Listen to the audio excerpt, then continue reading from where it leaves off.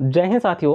तो SSC GD constable का physical तो लगभग 15 मई को ही समाप्त हो गया था, किंतु अगर बीच में कोई इशू ना आता, जैसे बीएसएफ नादिया सेंटर का हो गया और कोर्ट केस का इशू हो गया, तो अगर वो इशू ना आता तो अब तक इसके फिजिकल का रिजल्ट भी डिक्लेयर हो गया होता।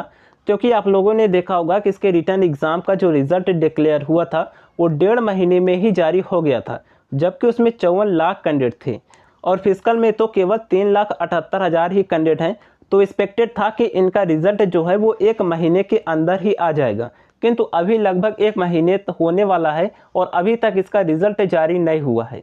तो रिजल्ट कब तक जारी हो सकता है? और देखिए, अभी भी कुछ कैंडिडेट का फिजिकल रह गया है, तो किनका फिजिकल अभी बचा है, फिजिकल कब तक समाप्त होगा, रिजल्ट कब तक आने की उम्मीद है, उसके बारे में बात करेंगे। क्योंकि देखिए, एसएससी ये नहीं चाहती कि उन कैंडिडेट को पेंडिंग में रखकर जो सेलेक्ट हुए हैं उनका मेडिकल करा लिया जाए, क्योंकि ये सभी का साथ में कराना चाहते हैं। इसमें बहुत सारे लोगों का ये भी डाउट आ रहा था, जो कोर्ट केस वाले हैं वो कह रहे थे कि हमारा मेडिकल अलग होगा या फिर सभी के साथ ही होगा, और जो बीएसएफ नादिया वाले हैं उनका भी सभी का साथ में ही होगा। तो आप लोग ये ना सोचिए, जो कोर्ट केस वाले हैं या फिर बीएसएफ नादिया वाले हैं, तो वो ये ना सोचे कि उनका मेडिकल अलग से होगा, उन्हें पेंडिंग में डाला जाएगा। उनका मेडिकल सभी के साथ में ही होगा। इसलिए एसएससी अपने रिजल्ट में थोड़ा सा डिले कर रही है, क्योंकि एसएससी चाहती है कि जिस तरीके से 2021 में उन्होंने भर्ती को कंप्लीट कराया था, एक बार में ही ये भर्ती कंप्लीट हो गई थी, कोई इसमें कोर्ट केस का इशू नहीं आया, सभी को यहाँ पर साथ में ही ज्वाइनिंग दे दी गई थी। तो 2022 की भर्ती में भी एसएससी यही चाह रही है, ताकि रोजगार मेला के थ्रू जब अपॉइंटमेंट लेटर दिया जाए तो सभी 50,000 कैंडिडेट को दिया जाए।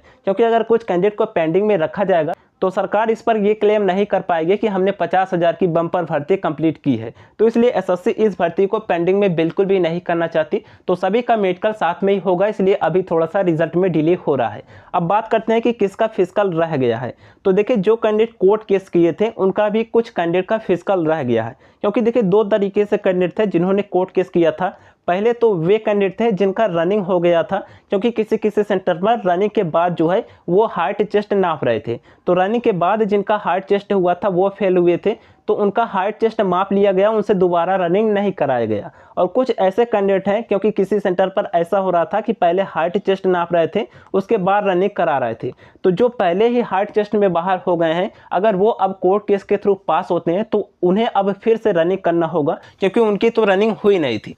तो इसलिए अभी उन लोगों का रनिंग बचा हुआ है जो कोर्ट केस के थ्रू यहाँ पर पीएचडी में क्वालिफाई हुए हैं। ऐसे बहुत सारे लोग हैं जिनसे हमसे बात हुई, वो बोल रहे हैं कि अभी हमें ईमेल नहीं आया है, किंतु कुछ दिन में उनका जो है वो पीईटी हो जाएगा। क्योंकि उनका जो पीएचडी हुआ वो कोर्ट के सामने ही हुआ, वो कोर्ट के सामने ही हाइट उनकी मेजर की गई, तो वो हाइट में फिट पाए गए, तो इसलिए उनका पीएचडी तो हो गया, वो पीएचडी में पास हो गए।